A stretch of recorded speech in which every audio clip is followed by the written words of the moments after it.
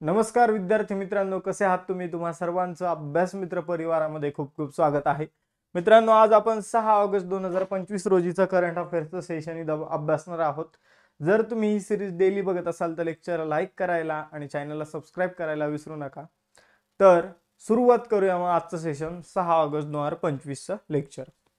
बघा, पहिला question cricket प्रेमींसाठी. ऑगस्ट 2025 मध्ये कोणत्या संघाने वर्ल्ड चॅम्पियनशिप ऑफ लेजंड्स 2025चं विजेतेपद जिंकलं आहे? तर जी काही world championship of the legends जी आहे तर ती जिंकलेली आहे दक्षिण आफ्रिका चॅम्पियन्सने. तर बघा मित्रांनो, दक्षिण आफ्रिका चॅम्पियन्सने फायनलमध्ये पाकिस्तानचा पराभव केलेला आहे आणि ही जी चॅम्पियनशिप जी आहे ती जिंकलेली आहे. जे रिटायर्ड प्लेयर आहे तर त्यांची ही चॅम्पियनशिप आयोजित करण्यात आली होती. भारत सेमीफायनलमध्ये पोहोचला होता. भारताची मॅच पाकिस्तान सोबत होणार होती, पण भारताने काय केलेलं आहे तर पाकिस्तान सोबत खेळण्याला नकार दिला आणि पाकिस्तानला काय देऊन टाकला? बाय देऊन टाकला.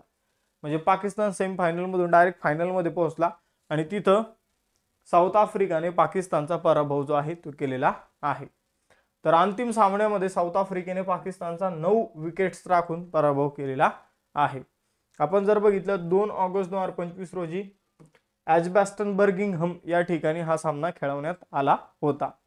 तर यामध्ये जे काही दिग्गज निवृत्त खेळाडू जे आहेत तर ते सहभाग घेतात या चॅम्पियनशिपमध्ये. तर ही चॅम्पियनशिप दक्षिण आफ्रिकेच्या संघाने जिंकलेली आहे. दक्षिण आफ्रिका संघाने अलीकडेच वर्ल्ड टेस्ट चॅम्पियनशिप सुद्धा जिंकलेली आहे, WTC सुद्धा जिंकलेली आहे. त्यांचा कर्णधार कोण होता तर टेम्बा बौमा हा त्यांचा कर्णधार होता. बघा, क्रीडाविषयक घडामोडीवर प्रश्न आहे तर क्रीडाविषयक घडामोडी बघून घेऊया. मेजर ध्यानचंद खेलरत्न पुरस्कार 2024 कोणाला मिळालेला आहे तर मनू भाकर नेमबाजीसाठी, डी गुकेश बुद्धिबळासाठी, हरमनप्रीत सिंग हॉकीसाठी आणि प्रवीण कुमार पॅरा ॲथलेटिक या प्रकारासाठी त्यांना हे पुरस्कार मिळालेले आहेत. आपण पुरस्कार विजेते आणि त्यांचे प्रकार सुद्धा बघितले, खेळ सुद्धा बघितलेले आहे. मियामी ओपन चॅम्पियनशिप महिला एकेरीचं विजेतेपद अरिना सबलंकाने जिंकलं. पुरुष एकेरीचं विजेतेपद जेकब मेन्सिकने जिंकलेलं आहे. खेलो इंडिया पॅरा गेम्स 2025 जे आहे ते हरियाणाने जिंकलेले आहे. 34 सुवर्ण पदक, 39 रौप्य पदक आणि 31 कांस्य पदकांसह 104 पदकं त्यांनी जिंकलेली आहे. महिला प्रीमियर लीग WPL जे आहे ते मुंबई इंडियन्सने आणि IPL जे आहे ते बँगलोरने जिंकलेलं आहे. मुंबई इंडियन्सने दिल्ली कॅपिटलचा पराभव केला आणि IPL मध्ये बँगलोरने पंजाबचा पराभव केलेला आहे. 41वा स्पॅनिश सुपर कप जो आहे तो FC बार्सिलोनाने जिंकला. खेलो इंडिया हिवाळी गेम्स 2025 भारतीय सेनेने जिंकलेले आहे. खो खो विश्वचषक पुरुष आणि महिला दोन्ही कॅटेगरीमध्ये भारताने जिंकला. उपविजेता दोन्हीकडे नेपाळ राहिलेला आहे. पुढे जाऊया. दुसरा प्रश्न तुमच्या समोर आहे.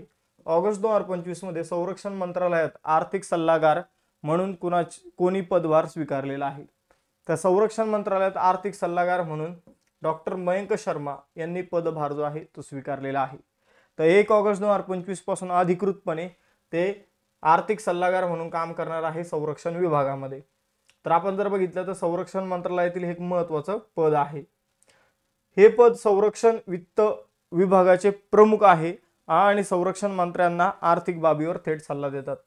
तर जे काही मयंक शर्मा आहे तर ते संरक्षण विभागाचे आर्थिक सल्लागार बनलेले आहे आणि ते संरक्षण मंत्र्यांना सुद्धा आर्थिक सल्ला देणार आहे आर्थिक बाबतीत. पुढे जाऊया. तिसरा प्रश्न आहे. ऑगस्ट 2025 मध्ये भारताला कोणत्या देशाकडून 16वे आणि शेवटचे एअरबस C295MW लष्करी वाहतूक विमान मिळालं आहे? तर बघा मित्रांनो, C295MW विमान एअरबस नावाची कंपनी बनवते. कोणती कंपनी बनवते? एअरबस नावाची कंपनी. आणि ही कंपनी कोणत्या देशाची आहे? स्पेनची आहे. तर स्पेन आणि भारतामध्ये एकूण 56 विमानांसाठी करार झालेला आहे. किती? 56. सर काय बोलताय? 16वं विमान आहे जे भारताला अलीकडे मिळालेले आहे, पुढे शेवटचं पण दिलेलं आहे. तर बघा मित्रांनो, स्पेन कडून भारताला C295MW नावाचं विमान जे आहे तर ते 16वं आणि शेवटचं विमान मिळालेलं आहे स्पेन कडून. हे बरोबर आहे, कारण 40 विमानं जे आहे तर ते भारतातच बनवली जाणार आहे. स्पेन कडून बनून भारताला 16 विमानं भेटणार होती आणि भारतामध्ये गुजरातमध्ये 40 विमानं जी आहे ती टाटा कंपनी बनवणार आहे. ही गोष्ट लक्षात ठेवायची आहे. तर आता याचबरोबर अजून या क्वेश्चनशी संबंधित काय माहिती असणं गरजेचं आहे? तर स्पेनच्या एअरबस नावाच्या कंपनीकडून आपण हे विमान घेतलं, पण हे विमान कोणत्या विमानाची जागा घेणार आहे? तर आपण जर बघितलं तर हे विमान AVRO 748 या विमानाची जागा ते घेणार आहे. तर ही सुद्धा गोष्ट लक्षात ठेवायची आहे. आपण जर बघितलं तर एअरबस सोबत 56 विमानांसाठी आपण करार जो आहे तर तो केलेला आहे एअरबस कंपनी सोबत.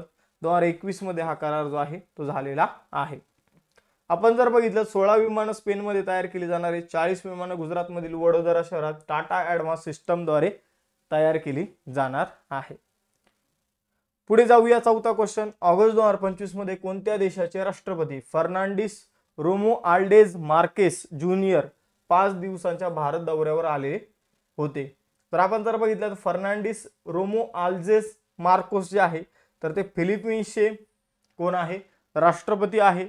आपण जर बघितलं ते भारताच्या 5 दिवसीय दौऱ्यावर आले होते. बघा मित्रांनो 4 ते 8 ऑगस्ट म्हणजे सध्या पण ते दौऱ्यावर आलेले आहे. आले होते म्हणण्यापेक्षा आलेले आहे असं म्हणणं योग्य राहील. त्यांच्यासोबत बघा एखादा राष्ट्रपती जर असेल किंवा पंतप्रधान असेल आणि त्याच्यासोबत त्याची वाईफ जर असेल तर वाईफला फर्स्ट लेडी म्हटलं जातं.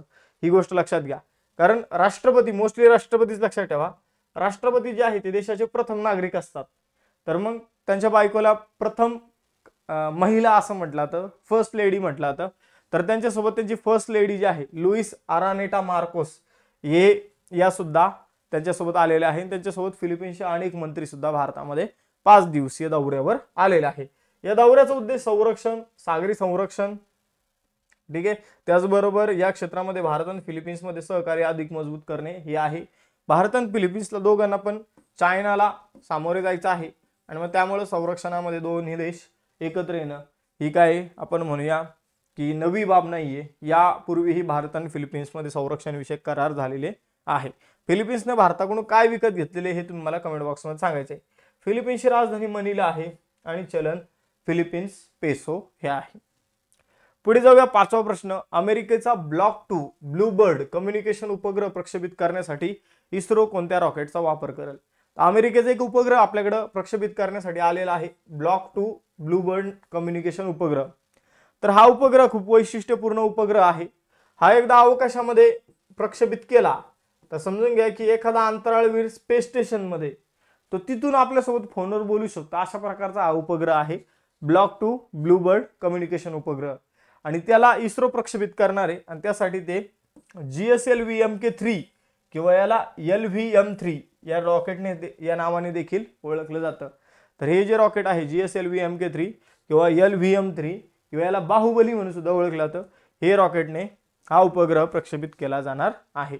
GSLVचा फुल फॉर्म काय आहे तर Jio synchronous satellite launching vehicle आणि LV-M3 म्हणजे लॉन्चिंग व्हेइकल मार्क 3.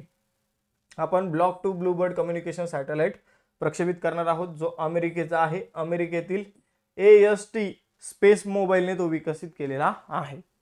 त्यामुळे काय होणार आहे तर त्यामुळं आपण जर बघितलं क्रांतिकारी तंत्रज्ञान त्यामध्ये आहे. व्यक्तींना अंतराळातून स्मार्टफोन वापरून कॉल करता येणार आहे. आपण जर बघितलं तर LV-M3 म्हणजे GSLV मार्क 3 चा वापर इस्रो हा उपग्रह प्रक्षेपित करण्यासाठी करणार आहे आणि हा उपग्रह आंध्र प्रदेशमधील श्रीहरिकोटा येथील सतीश धवन अंतराळ केंद्रातून प्रक्षेपित करण्यात येणार आहे. पुढे जाऊया. 6वा प्रश्न. कोणत्या राज्याच्या पर्यटन विभागाने सर्वात आकर्षक सोशल मीडिया मोहीम श्रेणीमध्ये पाटा सुवर्ण पुरस्कार 2025 जिंकला आहे? तर बघा मित्रांनो केरळ राज्याने किंवा केरळ राज्याच्या पर्यटन विभागाने सर्वात आकर्षक सोशल मीडिया मोहिमेसाठी पाटा सुवर्ण पदक जो काही पुरस्कार जो आहे तो जिंकलेला आहे. पाटामध्ये P for Pacific, A for Asia, T for tourism, ठीक आहे, तर A फॉर असोसिएशन आहे पुढे जाऊती बहुतेक बरोबर. तर Pacific Asia travel association, tourism नाही ट्रॅव्हल असोसिएशन. तर पाटा म्हणजे काय पॅसिफिक एशिया ट्रॅव्हल असोसिएशन. तर ही संस्था जी आहे ती पर्यटन विषयक पुरस्कार जे आहे ती देण्याचं काम करते कारण याच्या नावातच ट्रॅव्हल आहे. तर पर्यटन विषयक कोण चांगला ऍड वगैरे करतं त्यासाठी हा पुरस्कार देण्यात येतो आणि त्याबाबतचा सुवर्ण पुरस्कार जो आहे तर तो केरळच्या पर्यटन विभागाला मिळालेला आहे. तर केरळने हा पुरस्कार जिंकलेला लक्षात ठेवा. त्यांनी जे काही त्यांचं पर्यटनाची जी काही ऍड केलेली आहे त्यासाठी त्यांना हा पुरस्कार मिळालेला आहे. पुढे जाऊया. केरळची स्थापना 1 नोव्हेंबर 1956 मध्ये करण्यात आली होती. तिरुअनंतपुरम राजधानी आहे. पिनाराई विजयन मुख्यमंत्री आहे. राजेंद्र विश्वनाथ आर्लेकर राज्यपाल आहे. लोकसभेच्या 20 तर राज्यसभेच्या 9 जागा केरळमध्ये आपल्याला बघायला मिळतात. 140 विधानसभेच्या जागा केरळमध्ये आहे. लेक्चरमध्ये पुढे जाण्याच्या अगोदर विजयश्री रिव्हिजन बॅच 3 राज्यसेवेसाठी सुरू होणार आहे 11 ऑगस्टला सकाळी 10 वाजता हिचे ऍडमिशन सुरू होणार आहे. फी फक्त असणारी पहिल्या 500 विद्यार्थ्यांसाठी 499 रुपये. आतापासून आपण का सांगतोय, कारण मित्रांनो फी जी असणारी ही फक्त पहिल्या 500 विद्यार्थ्यांसाठीच असणार आहे. 499 ही फी पहिल्या 500 विद्यार्थ्यांसाठीच असणार आहे. त्यामुळे आतापासून आपण ह्या गोष्टी सांगत आहोत, म्हणजे तुम्हाला या 500 विद्यार्थ्यांमध्ये येता येईल. त्याचबरोबर जर बघितलं MPSC राज्यसेवा फाउंडेशन बॅच 2026 साठी आपण सुरू केलेली आहे. कंबाईन फाउंडेशन बॅच 4 जी आहे ती कंबाईन साठी सुरू करण्यात आलेली आहे. कालेचे डेमो लेक्चर झालेले आज सुद्धा दुपारी 1 वाजता आणि संध्याकाळी 7 वाजता डेमो लेक्चर असेल ते बघायला विसरू नका. कंबाईन साठी प्रिलिम साठी विजेता बॅच 1, विजयश्री बॅच 2 जी आहे ती राज्यसेवा प्रिलिम साठी आणि ग्रुप सी मेन साठी यशोदय बॅच आपण सुरू केलेली आहे. त्याचबरोबर 21,000 प्लस PYQ ची देखील आपण बॅच सुरू केलेली आहे. त्याचबरोबर हा नोट्स पॅक आहे मित्रांनो अभ्यास मित्राचा. यामध्ये जे काही नोट्स आहेत ते डिजिटल स्वरूपामध्ये तुम्हाला रिव्हिजन साठी मिळणार आहे. आणि यशस्वी नावाची टेस्ट सिरीज राज्यसेवेसाठी आपण सुरू केलेली आहे. ही टेस्ट सिरीज तुम्हाला अभ्यास मित्राच्या ऍप्लिकेशन मध्ये बघायला मिळेल. तुम्ही या ऍप्लिकेशन मध्ये ज्या काही बॅचेस आहेत त्या सगळ्या बॅचेसवर डिस्काउंट मिळू शकता. यासाठी तुम्हाला बॅचवर सिलेक्ट करायची, बॅचवर क्लिक करायचंय, सगळ्यात शेवटी यायचंय, have a coupon code apply here, तिथे CJ लाईव्ह नावाचं कुपन कोड टाकायचंय आणि अप्लाय करायचंय. फी मध्ये डिस्काउंट होऊन जाईल. पुढे जाऊया, 7वा क्वेश्चन बघूया आजच्या सेशनचा. जुलै 2025 मध्ये कोणत्या राज्यात 7,678 मुलांना शोषण आणि धोकादायक परिस्थितीतून वाचवण्यासाठी ऑपरेशन मुस्कान 11 नावाची 1 महिनाभराची विशेष मोहीम सुरू करण्यात आली आहे किंवा आली होती? कारण मित्रांनो आपण काय केलेलं आहे, आपण म्हणजे तेलंगणा राज्यामध्ये ऑपरेशन मुस्कान 11 नावाची मोहीम सुरू करण्यात आली होती. या अंतर्गत 7,678 जे काही मुलं आहे, लहान लहान मुलं, तर त्यांची सुटका जी आहे ती धोकादायक परिस्थितीमधून करण्यात आलेली आहे. त्यांना वाचवण्यात आलेलं आहे. त्यांच्याकडून वेगवेगळे कामं जे आहे ते करून घेतली जात होती. कुणाकडून भीक वगैरे मागायचं काम करून घेतलं जात होतं. या 7,678 मुलांपैकी आपण जर बघितलं तर 7,149 मुले आणि 529 मुली आहे. त्याचबरोबर 3,787 मुलं तेलंगणा राज्याबाहेरची आहे आणि 3,783 मुलं जी आहे ते नेपाळमधले आहे. तर देशभरातील असे जे मुलं आहेत ते तेलंगणामध्ये आणून त्यांच्याकडून काम वगैरे करून घेतलं जात होतं. जे ऑलरेडी बेपत्ता झालेले होते, घरच्यांनी ते मिसिंग म्हणून कंप्लेंट लिहिली होती, बालमजुरीत अडकलेले होते, शोषणाला तोंड देणारे ही जी मुलं होती त्यांची सुटका करण्यात आलेली आहे ऑपरेशन मुस्कान 11 मार्फत. याबद्दल तेलंगणा पोलिसांचं सगळ्यांनी काय करायला पाहिजे, कौतुक करायला पाहिजे. पुढे जाऊया, 8वा प्रश्न. ऑगस्ट 2025 मध्ये केंद्रीय मंत्री मनोहर लाल खट्टर आणि भूपेंद्र यादव यांनी कोणत्या ठिकाणी थीम आधारित मातृवन उपक्रम सुरू केला? तर थीम आधारित मातृवन उपक्रम जो आहे तो गुरुग्राम हरियाणामध्ये सुरू करण्यात आलेला आहे.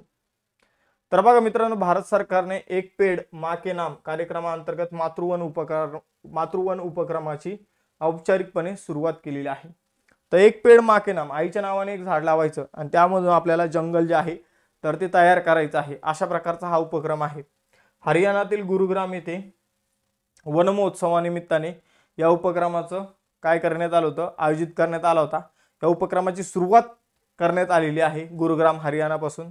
मातृवन योजनेअंतर्गत गुरुग्राम ते फरीदाबाद रोडवर अरवली पर्वत रांगेमध्ये 750 एकर जमिनीवर काय केलं जाणार आहे, तर वन विकसित केलं जाणार आहे.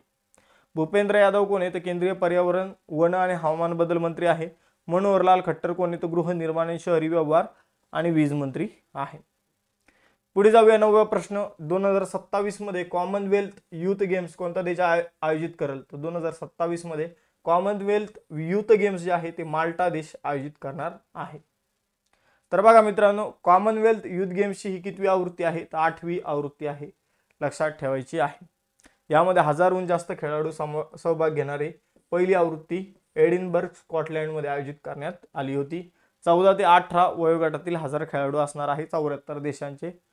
आता बघा, राष्ट्रकुल किंवा कॉमनवेल्थ नावाचा जो काही ग्रुप आहे, तर यामध्ये जे देश येतात त्या सगळ्या देशांवर एकेकाळी इंग्लंडचं राज्य होतं.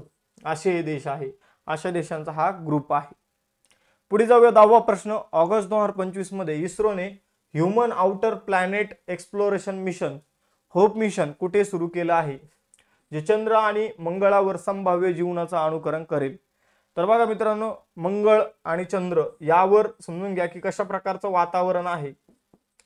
तर त्या प्रकारचं वातावरण आताच आपल्या तिथं निर्माण केलं जाईल प्रयोगशाळेमध्ये, आणि त्या प्रकारच्या प्रयोगाला किंवा त्या उपक्रमाला होप मिशन असं नाव देण्यात आलेलं आहे. Human outer planet exploration mission असं नाव देण्यात आलेलं आहे. स्तोकार लडाख व्हॅलीमध्ये अशा प्रकारची प्रयोगशाळा जी आहे ती स्थापन केली जात आहे. आपण जर बघितलं तर याचं लॉन्च जे आहे ते 1 ऑगस्ट 2025 मध्ये करण्यात आलेलं या प्रयोगशाळेचं उद्घाटन 31 जुलै 2025 ला झालेलं आहे. ठिकाण आहे स्तोकार व्हॅली लडाख. होप मिशनचा फुल फॉर्म काय, human outer planet exploration mission. आपण जर बघितलं तर इस्रो आणि बेंगलोरमध्ये असणारी प्रोटो प्लॅनेट नावाच्या संस्था मिळून या मिशनची अंमलबजावणी करत आहे. या मोहिमेचा मुख्य उद्देश भविष्यातील मानवयुक्त अंतराळ मोहिमेसाठी आतापासून तयारी करणं हा याचा उद्देश आहे. 11वा प्रश्न आहे, the rise of the hitman the Rohit Sharma story या पुस्तकाचे लेखक कोण आहे. तर the rise of the hitman the Rohit Sharma story या पुस्तकाचे लेखक आहे आर कौशिक. कोण आहे, आर कौशिक. तर आर कौशिक यांनी रोहित शर्माचं चरित्र लिहिलेलं आहे असं आपल्याला म्हणावं लागेल, कारण आत्मचरित्र व्यक्ती स्वतःच लिहित असतो, तर चरित्र रोहित शर्माच कोणी लिहिलेलं आहे. The rise of the hitman the Rohit Sharma story R Kaushik यांनी लिहिलेलं आहे. तर रोहित शर्माचं जे काही कारकीर्द आहे त्याची माहिती या पुस्तकामध्ये देण्यात आलेली आहे. 12वा प्रश्न आहे, ऑगस्ट 2025 मध्ये भारतीय वरिष्ठ पुरुष राष्ट्रीय फुटबॉल संघाचे नवीन मुख्य प्रशिक्षक म्हणून कोणाची नियुक्ती करण्यात आलेली आहे. तर भारतीय फुटबॉल संघाचे जे काही प्रशिक्षक बनलेले आहे वरिष्ठ संघाचे, ते बनलेले आहे खालिद जमील. तर बघा लक्षात ठेवा, खालिद जमील जे आहे ते फुटबॉल संघाचे आपले प्रशिक्षक बनलेले आहे. आजच्या लेक्चरचे टेस्ट क्वेश्चन, C295MW विमान कोणत्या कंपनी मार्फत बनवले जातात. The rise of the hitman the Rohit Sharma story या पुस्तकाचा लेखक कोण आहे, आणि ऑपरेशन मुस्कान जे आहे तर ते कशाशी संबंधित आहे हे तुम्ही मला सांगायचं आहे. अशा प्रकारे आजचं लेक्चर आपलं इथे समाप्त होतं. जर तुम्ही ॲप डाउनलोड केलं नसेल तर करा, त्यामध्ये CJ live coupon code use करून बॅचमध्ये डिस्काउंट मिळवा. टेलिग्राम चॅनल जॉईन केलं नसेल तर ते पण करा, लेक्चरची नोटिफिकेशन तुम्हाला मिळत जाईल. इंस्टाच्या पेजवर अभ्यासविषयक रील्स तुम्हाला बघायला मिळेल. थांबूया मग इथं, भेटूया नेक्स्ट सेशनमध्ये. चलो बाय बाय एव्हरीवन, जय हिंद, धन्यवाद.